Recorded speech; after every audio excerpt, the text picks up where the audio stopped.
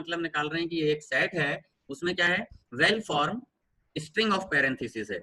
माने ये एक सेट कैसा है, जो कि जिसमें स्ट्रिंग्स, वेल फॉर्म्ड स्ट्रिंग्स है। ठीक है, अब देखें वेल फॉर्म्ड स्ट्रिंग होती क्या है पहले, फिर अपन इस पे बेसिस क्लॉज, इंडक्शन क्लॉज बनाएंगे। तो वेल फॉर्म्ड स्ट्रिंग ये होती हैं जो आपको दिख रही हैं। तो इसमें क्या है, लेफ्ट पैरेंथेसिस, राइट पैरेंथेसिस। तो दो चीजें हैं कि number of left parenthesis is equal to number of right parenthesis, पहली चीज तो ये है। दूसरी चीज जो है, ये दोनों क्या है, एक दूसरे से मैच कर रहे हैं। ठीक है, ये पूरा कर रहे हैं इसको। ये एक चीज देखिए आप, जहाँ मेरा कर्सर जा रहा है, दूसरे आप ये चीज देखिए, एक सेट ये, तो ये इसमें भी नंबर ऑफ लेफ्ट पैरेंथेसिस और नंबर ऑफ राइट पैरेंथेसिस बराबर है, लेकिन यहाँ मैचिंग नहीं है पैरेंथेसिस की। तो यहाँ पे दो चीजें हैं, एक तो नंबर बराबर होना चाहिए लेफ्ट और राइट के, दूसरी चीज है कि उनकी मैच होना चाहिए। तो इसलिए ये वाली चीज जो है एस को बिलोंग करती है, और ये वाली चीज जो है एस को बिलोंग नहीं करती। ठीक है, अब ये वाली चीज जो है, जैसे इसमें नंबर ऑफ लेफ्ट पैरेंथेसिस और नंबर ऑफ राइट पैरेंथेसिस बराबर है, इक्वल है, और मैच भी कर रहे हैं, ये इससे मैच कर रहा है, ये इससे मैच कर रहा है, तो ये एस को बिलोंग करेगा। अब ये तो आप समझ गए कि ये एस जो है सेट कैसा है, ये भी एस को बिलोंग करेगा। 1 है, 2 है, 3 है, राइट पैरेंथेसिस के नाम पे 1 है, 2 है, 3 है, तो दोनों में नंबर सेम है दोनों के, लेफ्ट राइट के। ये मैच भी कर रहे हैं भाई, ये इससे मैच कर रहा है, ये इससे मैच कर रहा है, और ये वाला फाइनली इससे मैच कर रहा है। बढ़िया है, ये दोनों पॉइंट कवर हो रहा है। ये जो है इसमें मैच, नंबर ऑफ पैरेंथेसिस ही बराबर नहीं है इसमें, ये बराबर है लेकिन मैच नहीं कर रहा, इसमें नंबर ऑफ पैरेंथेसिस बराबर नहीं है, इसलिए अब ये तो आप एक चीज समझ गए कि एस जो है क्या सेट है, set of well formed string of parenthesis है। ठीक है, अब आगे चलते हैं। अब इसमें क्या हो गया, बेसिस क्लॉज जो है ये पहले से रहना चाहिए। ठीक है, ये तो ये सेट जो है नॉन एम्प्टी है, तो ये अपनी डेफिनेशन में दिया हुआ है, नॉन एम्प्टी सेट है, और ये बेसिस क्लॉज है, ये अपन ने ले लिया। अब इंडक्टिव क्लॉज कैसे बनेगा, इंडक्टिव मैंने अब एक एलिमेंट तो है इस सेट में, लेकिन और एलिमेंट भी आने हैं इस सेट में, इसी सेट में। अब वो कैसे आएंगे, वो इंडक्शन से आएंगे। ठीक है, तो क्या किया इंडक्शन के लिए इन्होंने ये लगाया, दो स्टेप लगाई हैं। पहली स्टेप लगाई कि एक्स, अब आपके पास कुछ है तो है ही नहीं इसमें, यही चीज है, तो समझ लीजिए यही एक्स है, तो ये x बिलोंग्स टू s है। तो क्या हो गया, दोनों साइड और आप एक लेफ्ट और एक राइट लगा दें, x है क्या बेसिकली, लेफ्ट राइट पैरेंथेसिस है, और इसके पहले आपने लेफ्ट लगा दिया और राइट के पहले राइट, राइट के बाद राइट लगा दिया, तो ये क्या हो गया, ये भी s को बिलोंग करेगा। तो एक तो ये चीज हो गई। ठीक है,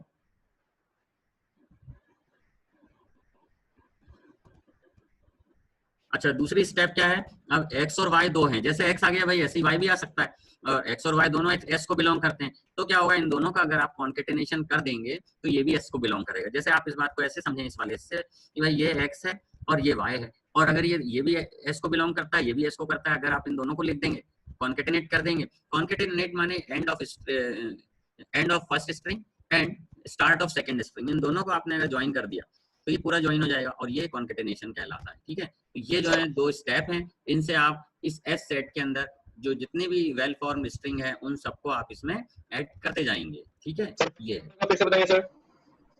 कहाँ से बताऊं मैं, सर फर्स्ट नंबर, फर्स्ट शुरू से कि फर्स्ट स्टेप। तो फर्स्ट स्टेप देखिए फर्स्ट स्टेप ये है बेटा कि ये x जो है, समझ लीजिए x बिलोंग कर रहा है s को, और x है क्या, x जो है ये है, जहां मेरा कर्सर जा रहा है लेफ्ट और राइट पैरेंथेसिस मैच करते हुए। ठीक है, अब ये अगर स्ट्रिंग है और ये s को बिलोंग करती है, तो अपन ने क्या किया, ये x माने लेफ्ट और राइट पैरेंथेसिस है, तो इसके आगे और एक लेफ्ट पैरेंथेसिस लगा दिया, और इसके इधर भी एक लेफ्ट पैरेंथेसिस लगा दिया। तो अब ये वाली जो चीज है ये कुछ किस तरह की होगी, ये वाली चीज जो है माने दो लेफ्ट पैरेंथेसिस होंगे और फिर दो राइट पैरेंथेसिस होंगे। यस चलिए ठीक है, वेरी गुड। तो अब ये अगली स्टेप देखें अपन, तो इसमें x और y हैं, ये दोनों s को बिलोंग करते हैं। अगर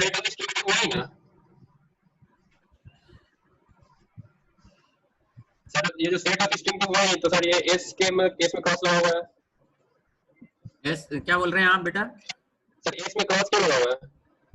s में क्रॉस नहीं लगा, वो गलती से लगा हुआ है, वो एक लाइन खींची है जो मिट नहीं पाई है ना, s में क्रॉस नहीं लगा है, ये जो चीज है बिलोंग करती है s को। तो वही लगा कि क्रॉस कैसे लग गया? नहीं नहीं, ये ऐसे ही लिखा है, ये वो एक लाइन बोर्ड की मिट नहीं पाई है ना। ठीक है, तो ये x और y जो है s को बिलोंग करते हैं, तो x डॉट y, ठीक है, ये एक्स वाई यहाँ अलग अलग थे, अब आपने यहाँ एक्स वाई को ज्वाइन कर दिया, कॉन्केटेनेट कर दिया, तो ये भी बिलोंग करेंगे, ये डजंट बिलोंग नहीं है, ये बिलोंग है, ये भी एस को बिलोंग करेंगे। ठीक है, तो ये इसके एग्जांपल है, जैसे ये एक्स है और ये वाई है, अब इन दोनों को आपने एक्स और वाई दोनों एस को बिलोंग करते हैं, तो ये एक्स और वाई को दोनों आपने एक्स यहाँ लिख दिया ये, और फिर वाई लिख दिया, ये दोनों, ये तो एक्स वाई भी एस को बिलोंग करेगा, ये चीज। तो अब ये वही चीज है,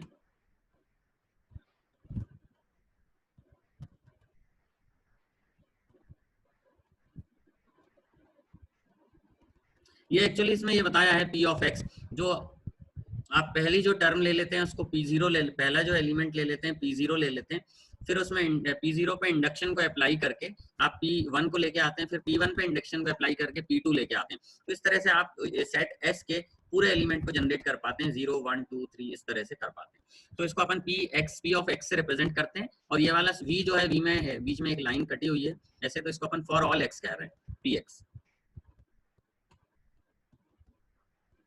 अब ये देखिए ये इनका दिया हुआ है, जो आपने दो चीजें थी कि भाई लेफ्ट पैरेंथेसिस और राइट पैरेंथेसिस चेक करने पड़ेंगे कि दोनों बराबर होना चाहिए और फिर उनका मैच भी होना चाहिए। तो इसके लिए क्या बनाया कि इसके लिए समझिए अब, let X be a well formed string of parenthesis. तो एक्स एक स्ट्रिंग है वेल फॉर्म पैरेंथेसिस की, तो अपन क्या करेंगे, L of X means number of left parenthesis in X. L of X का मतलब क्या है, number of left parenthesis in X, ठीक है।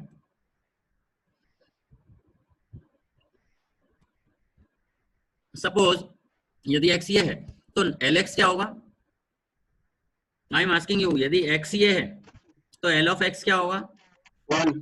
Very good. यदि x ये है तो r ऑफ x क्या होगा, 1।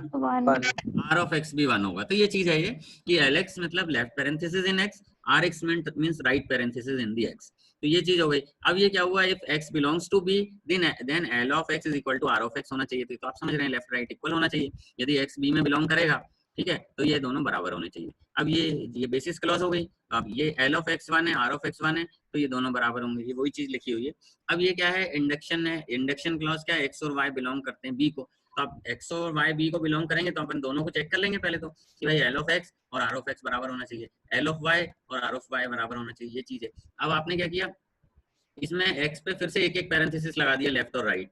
तो अब क्या होगा, l of x is equal to l of x plus 1 हो गया। भाई ये एक था, इसमें l ऑफ x ये है, इसमें एक और जोड़ दिया, ये जुड़ गया। इसी तरह से l ऑफ x में जो है एक राइट साइड वाला भी जुड़ गया, तो ये दोनों जुड़ गए, लेफ्ट भी जुड़ गया राइट भी जुड़ गया, ठीक है, ये है ये। तो ये राइट r ऑफ x जो है इसमें एक जुड़ गया, l ऑफ x में एक जुड़ गया, नहीं जुड़ा ये x, इसका l ऑफ x लिया, इसमें ये जोड़ दिया, तो l ऑफ x लिया और इसमें 1 जोड़ दिया, इसको वापस इसी में डाल दिया, एक जोड़ दिया। r ऑफ x लिया, r ऑफ x इसमें 1 जोड़ दिया और इसको r ऑफ x में डाल दिया। तो इस तरह से आपकी स्ट्रिंग जो है बढ़ती जाएगी और वो उसके एलिमेंट हो जाएंगे आपके सेट के।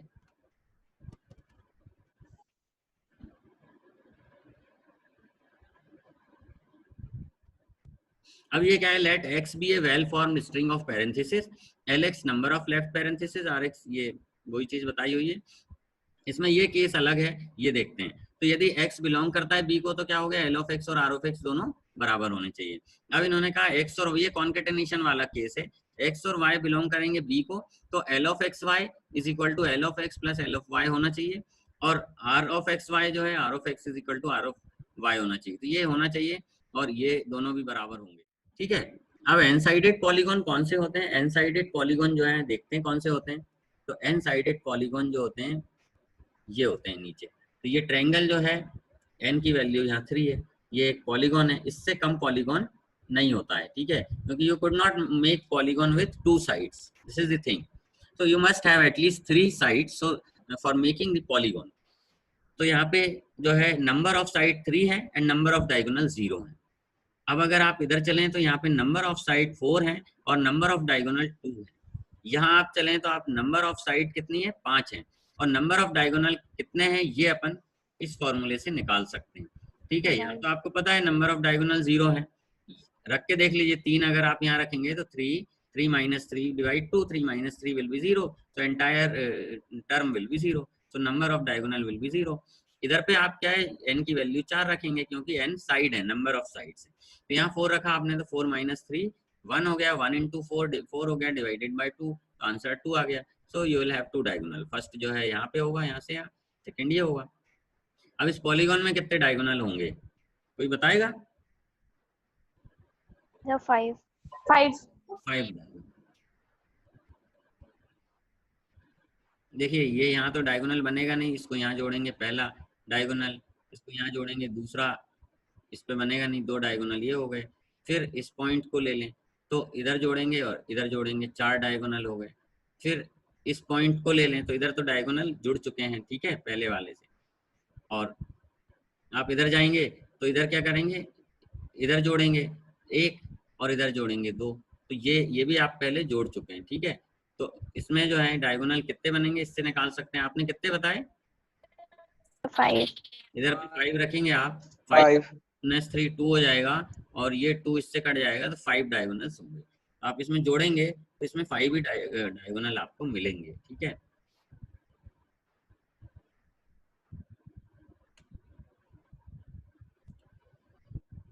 सर ये है अपना फॉर्मूला, और ये 2 डायगोनल इसमें बने हैं, 5 डायगोनल इसमें बने, ठीक है। तो ये 2 डायगोनल ये हो गए, और 2 डायगोनल ये हो गए 4, और ये 5वां डायगोनल, ठीक है। सही बताया आपने, 3 से शुरू होगा। तो आपने देखा नेचुरल नंबर जो है वो कहाँ से शुरू हुए? 0 से हुए, तो उसमें P ऑफ 0 लेंगे, इसमें आप जो है P ऑफ 3 लेंगे।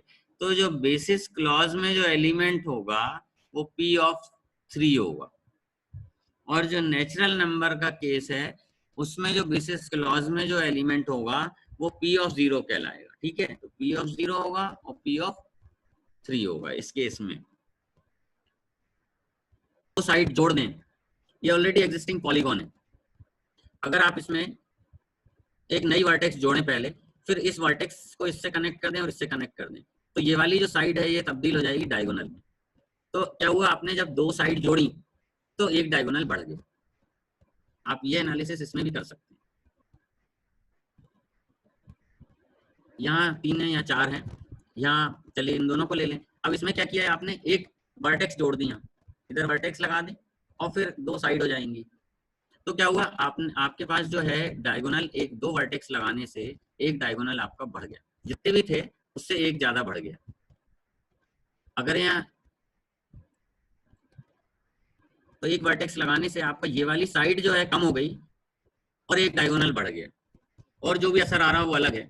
लेकिन यह है कि आपने एक वर्टेक्स लगाते हैं आप, तो 2 साइड जो है आपकी जुड़ती हैं और एक साइड कम हो जाती है और एक डायगोनल बढ़ जाता है।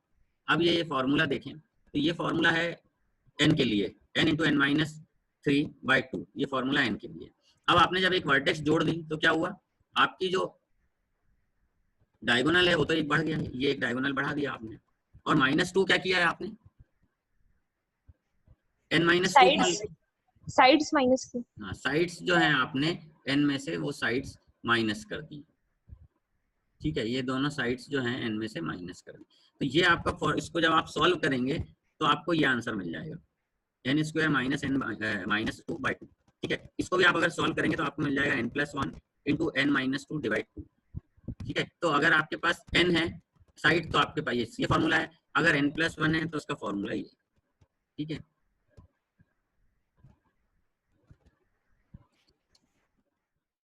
अब ये देखिए अपन चलते हैं, तो ये एक जो है एग्जाम का क्वेश्चन है, आपने देखा होगा क्वेश्चन पेपर में, using mathematical induction show that, ये ठीक है। तो ये इस तरह से इन्होंने किया है। क्या किया है इसमें मैं बता देता हूँ नटशेल में आपको, क्योंकि ये क्लास का टाइम हो रहा है, फास्ट बता देता हूँ। ये जो है ये लेफ्ट हैंड साइड है और ये राइट हैंड साइड है, ये गिवन है अपने को, दिया ही हुआ है ये, ठीक है। अब अपन ने क्या करना है, Pn अपन ने इस चीज को जो है Pn मान लिया, ठीक है। Pn बराबर जो है ये है। अब ये क्या हो गया, n की वैल्यू इसमें अगर 1 रखेंगे तो अपने को क्या मिल जाएगा, n की वैल्यू अगर आपने 1 रख दी तो आपको क्या मिल जाएगा, आपका जो आंसर होगा 1, n की वैल्यू 1 होगी तो आपका आंसर 1 ही आएगा। मान एक ही टर्म है तो आपका आंसर यही आएगा, और ये 1 है, ठीक है। मीन्स क्या है, LHS जो है वो 1 आ गया, RHS क्या हुआ, आपने यहाँ भी 1 रख दिया तो आपको 1 मिल गया। तो ये क्या हुआ, लेफ्ट हैंड साइड और राइट हैंड साइड जो है इक्वल हो गई। तो ये एक पहला केस हो गया, ठीक है। अब ये दूसरा केस है। दूसरा केस क्या ले लिया आपने, PK ले लिया। पहले आपने P0 लोगे, P1 भी ले सकते हो, दोनों साइड बराबर होनी चाहिए। फिर आपने PK ले लिया तो ये वैल्यू मिल गई। PK से आंसर क्या हो गया, n की जगह के रख दिया आपने, तो आपको क्या हुआ, ये आंसर मिल गया, ठीक है। अब आपने क्या किया, PK+1 निकाला, तो PK+1 क्या हुआ, ये सब ऐड कर दोगे स्क्वायर कर करके, और फिर K+1 का स्क्वायर भी ऐड होना चाहिए। तो अब ये वाली जो चीज है, ये पहली जो टर्म है ये स्क्वायर ब्रैकेट में जो लगी है, इसको आप PK कहते हैं, ये आपको मालूम है। कहाँ से मालूम है, यहाँ से मालूम। तो यहाँ आपने PK रख दिया और ये K+1 स्क्वायर यहाँ आ गया। अब इसको आपने क्या किया, सॉल्व कर लिया। तो ये सब सॉल्व करते गए तो फाइनली जो आपको आंसर मिला ये मिला, K+1 K+2 2K+1 +1, तो ये आपको आंसर मिल गया, which is true for n is equal to K+1. Thus PK+1 is true hence the statement is true for all positive values of n। तो आप यदि नोटिस करें तो ये काम कैसे हुआ, ये काम ऐसे हुआ कि पहले आपने क्या किया, P0 निकाल लिया, फिर P1 निकाल लिया, P2 ऐसे 2-3 निकाल लिए, फिर आपने Pk ले लिया।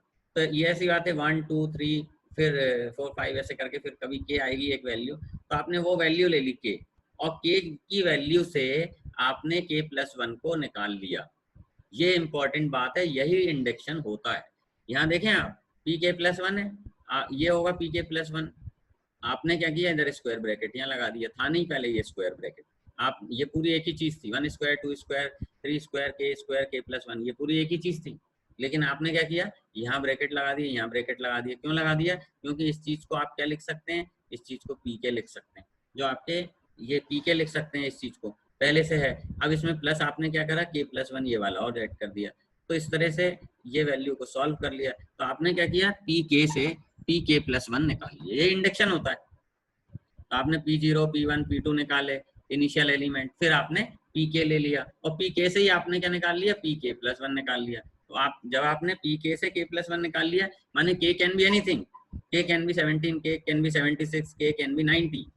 इस तरह से आप इस सेट के हर एलिमेंट को निकालते जाएंगे और पूरा सेट जनरेट हो जाएगा। ठीक है, तो अब ये